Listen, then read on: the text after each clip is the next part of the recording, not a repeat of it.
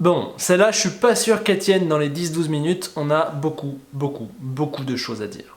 Bonjour à tous et bienvenue dans une nouvelle vidéo. Aujourd'hui, 5e bilan de la saison et bien sûr, on va parler de Ferrari. Et oui, il faut bien. Je n'ai pas fait exprès, mais cette vidéo sort le 25 décembre, alors que pourtant, cette saison chez Ferrari, c'était pas la fête. Vous voyez cette blague? Eh bien leur saison était du même niveau, c'est pour vous dire. Bon allez, trêve de sarcasme, on va essayer d'analyser correctement et dans le détail la saison de Ferrari. C'est parti. On commence avec les attentes et c'est simple, quand on est Ferrari, les attentes c'est de jouer le titre. Surtout quand 2019 a été plutôt prometteur et qu'on a un quadruple champion du monde et un immense talent dans ses rangs. Pour y parvenir, on voulait aussi que Ferrari soit mieux organisé afin de moins laisser de points en route. Le grand défi était également d'améliorer l'aéro de la voiture qui avait un peu pêché l'an dernier. On y reviendra. Côté pilote, Leclerc devait confirmer sa saison de révélation connue en 2019. 2020, c'était le moment pour définitivement s'affirmer comme le patron de la Scuderia, celui sur qui on va construire dans le futur. Quant à Vettel, en sachant qu'il ne serait plus là dans un an, il devait partir sur la meilleure note possible. Forcément, chez Ferrari, les ambitions sont grandes, ne pas gagner est toujours vécu comme une défaite à Maranello. Mais en plus, cette saison 2020 représentait un vrai défi. Il fallait tourner la page Sébastien Vettel, proposer une voiture plus complète et accessoirement arrêter de répéter sans cesse les mêmes erreurs. Y sont-ils parvenus? C'est ce qu'on va voir maintenant. En réalité, la saison de Ferrari a commencé bien avant l'Autriche pour deux raisons. La première, c'est un accord secret sur leur moteur. Depuis la fin de saison dernière, plusieurs écuries dont Red Bull avaient questionné la légalité du moteur Ferrari vu son incroyable niveau de performance. Depuis, la FIA menait une enquête pour éclaircir la situation et au soir du dernier jour d'essai à Barcelone, la nouvelle est tombée, accord entre Ferrari et la FIA dont les termes ne sont pas dévoilés. Quand on entend accord secret, forcément on pense à triche, à complot, et pourtant la réalité est tout autre. La FIA n'a pas pu prouver officiellement une triche car elle n'a pas pu mesurer certains détails très précis. Du coup, pour éviter ça, elle a obligé Ferrari à modifier telle et telle chose sur son moteur afin qu'à l'avenir elle puisse s'assurer qu'il soit légal, ce qu'elle ne pouvait pas faire à l'heure actuelle. Même si le manque de communication et le terme accord secret font très mal, on n'est pas sur un petit arrangement entre amis, mais bien sur une sanction extrêmement punitive. Même si elle n'a pas pu prouver officiellement qu'il y avait triche, la FIA a contraint Ferrari à changer des choses et ça a eu un énorme effet sur son moteur, sur sa performance.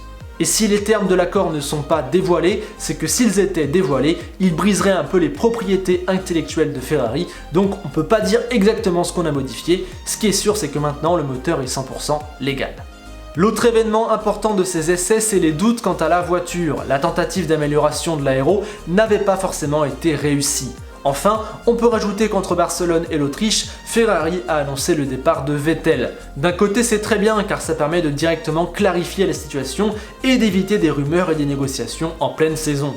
Mais de l'autre, ça crée un malaise. Si le choix peut se comprendre sportivement, la manière n'est vraiment pas très classe. Ainsi, Ferrari arrive au premier Grand Prix avec pas mal de doutes et c'est amplifié quand on apprend que la voiture n'a pas été modifiée depuis Barcelone et qu'on attend un peu plus tard dans la saison pour faire de plus gros changements et qu'en gros la voiture elle ne jouera pas les podiums dans l'immédiat. Là on a commencé à s'inquiéter et puis la voiture a touché la piste et là c'est le drame. L'an dernier, sur ce même circuit, Charles Leclerc avait signé la pole. Là, il n'est que 7ème en ayant perdu 9 dixièmes, Vettel lui est 11ème, Ferrari est devenu une écurie du milieu de tableau. La course confirme cela, Leclerc passe son temps 6ème ou 7ème, Vettel lui s'est empalé sur Sainz et est loin derrière. À la faveur d'une fin de course folle et d'abandon, Leclerc ira saisir sa chance, faisant deux splendides dépassements osés et parfaitement maîtrisés sur Norris puis Perez pour aller chercher la deuxième place, comme l'an passé, mais avec des sensations diamétralement opposées. En Styrie sous la pluie, les voitures partent 10e et 11e, tout ça pour que Leclerc termine leur course au bout de 3 virages en décidant de s'engouffrer dans l'espace que Vettel a ouvert avant de refermer. Une erreur, derrière son coéquipier, il aurait dû être plus patient. Après ce moment douloureux, Leclerc n'arrive à rien en Hongrie où il finit 11e, Vettel sauve les meubles avec la 6e place pour un de ses meilleurs Grands Prix de la saison. Ensuite, les 2 courses à Silverstone vont apporter de l'espoir car les 2 fois, Leclerc fait assez largement meilleur des autres, d'abord 3ème puis 4ème, donc on se dit ce jour-là que Ferrari finalement est la 3ème force du plateau, que les dégâts ne sont pas si graves. Bon, malheureusement, Vettel n'arrive à rien et l'Espagne viendra doucher les espoirs, Leclerc abandonne et Vettel n'est que 7ème grâce à la stratégie. Puis arrive ce que j'appelle le triplé de la honte, Spa, Monza, Mugello. Arrivés à Spa, les Ferrari deviennent subitement la 7ème force du plateau sans pouvoir apporter de réponse. Elles finissent 13ème et 14ème en qualif comme en course, c'est la Bérésina, on a même un Charles Leclerc qui lâche un juron après un pit stop raté, symbole de la frustration immense entourant les rouges. Et puis ensuite, il y a Monza, à domicile, où Ferrari fait tout simplement la pire qualif de sa saison. Leclerc est 13ème, Vettel est 17ème, il n'est même pas passé en Q2. En course, l'Allemand verra ses freins le lâcher et sa Ferrari tirer ridiculement tout droit au premier virage en cassant les mousses en polystyrène. Leclerc lui sera hyper offensif pour tenter d'obtenir un résultat jusqu'à ce que sa voiture ne supporte plus ce surmenage et parte toute seule dans la parabolica. Et puis ensuite, il y a le Mugello, Leclerc fera un double exploit en se qualifiant 5ème et en prenant la 3ème place dans le premier tour. Oui mais voilà, ensuite c'est la honte, sa voiture est tellement nulle qu'elle perd une place par tour sur la grande ligne droite du Mugello et le pauvre pilote Ferrari ne peut absolument rien faire, il dégringole. Au final, les rouges finissent 8ème et 10ème, une très piètre performance, d'autant plus que ce jour-là, ils fêtaient leur 1000e Grand Prix. Super, c'est la fête. Du coup, sur le triplé Spa, Monza, Mugello, Ferrari n'a marqué que 5 points. 5 points avec 2 voitures en 3 courses, alors que l'an dernier, sur 2 de ces 3 circuits, Leclerc avait gagné la course. Voilà, je crois que là, on a tout résumé en 2 phrases.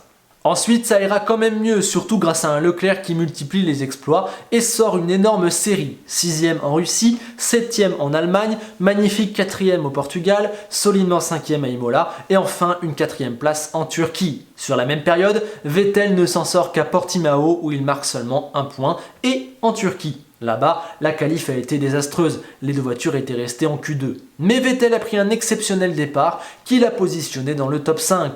Ensuite, même s'il galérait un peu, il a magnifiquement géré et est resté dans ses eaux jusqu'au bout.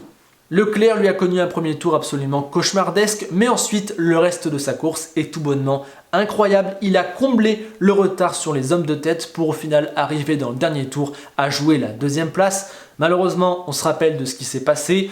Il freine un peu trop tard et au mauvais endroit, il bloque la roue, Pérez repasse et ça offre à Vettel son 55e et dernier podium chez Ferrari.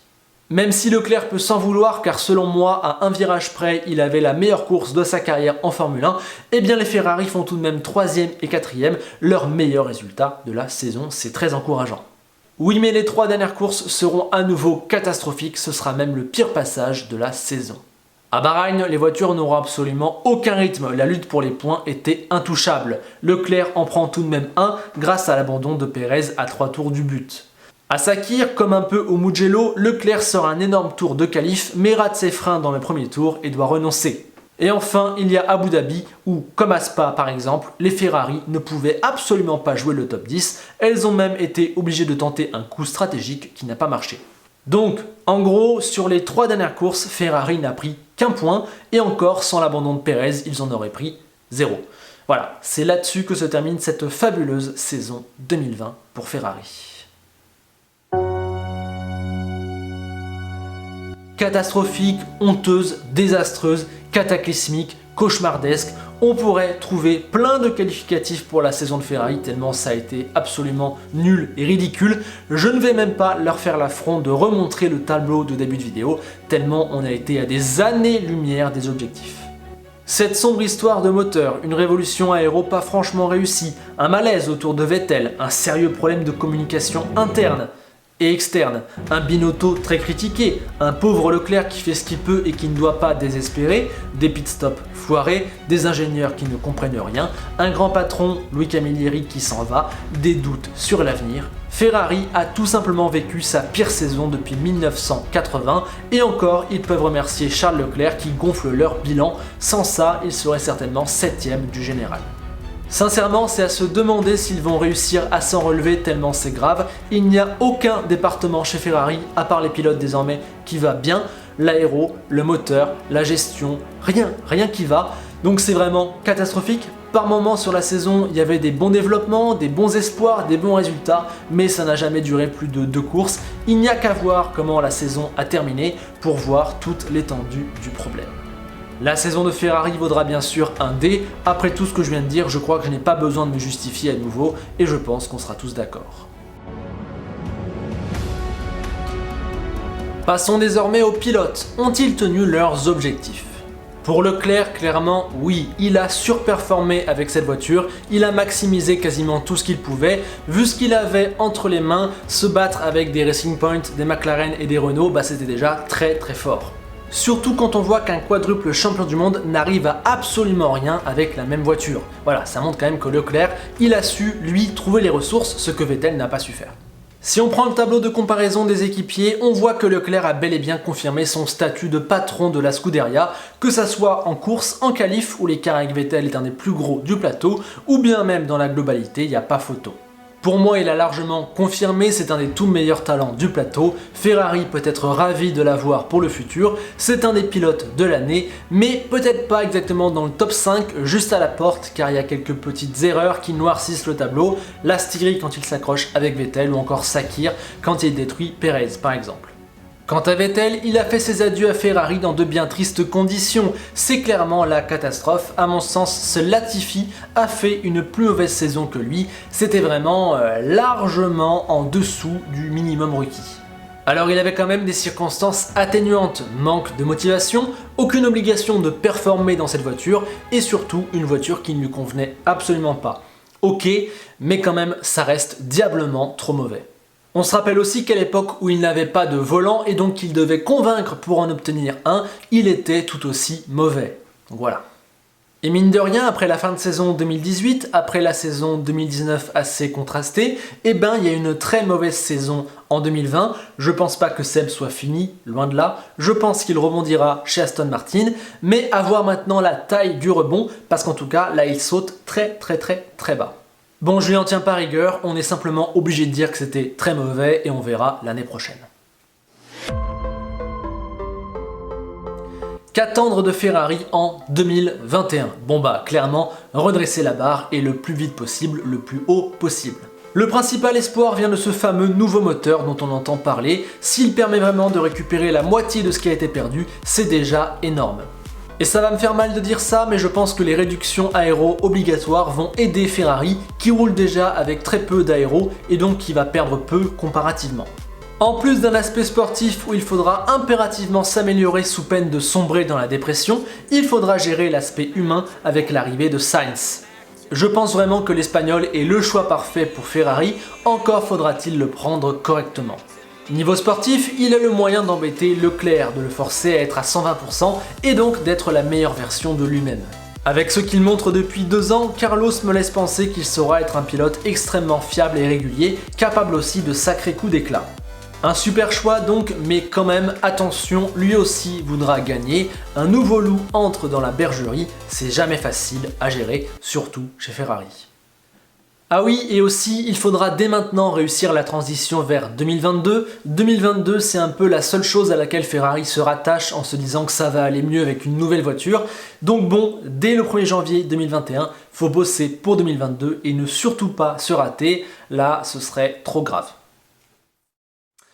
Et vous, qu'avez-vous pensé de la saison 2021 de Ferrari ? Quelle note leur mettez-vous ? Pensez-vous qu'ils vont se relever à l'avenir ? Pensez-vous que Sainz est un bon choix ? Que faut-il penser de la saison de Vettel ? Bref, la parole vous revient en commentaire.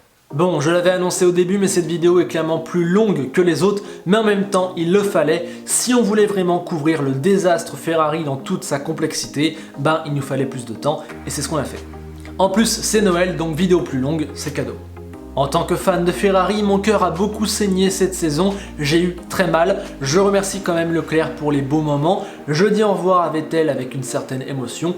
Je dis bonjour à Carlos avec beaucoup d'envie, mais je suis inquiet pour l'avenir. Mais assez parlé, je vous laisse là, pensez au like et à l'abonnement si la vidéo vous a plu. On se retrouve demain pour le bilan de Renault, qui lui aussi ne sera pas facile à faire mine de rien. D'ici là, portez-vous bien.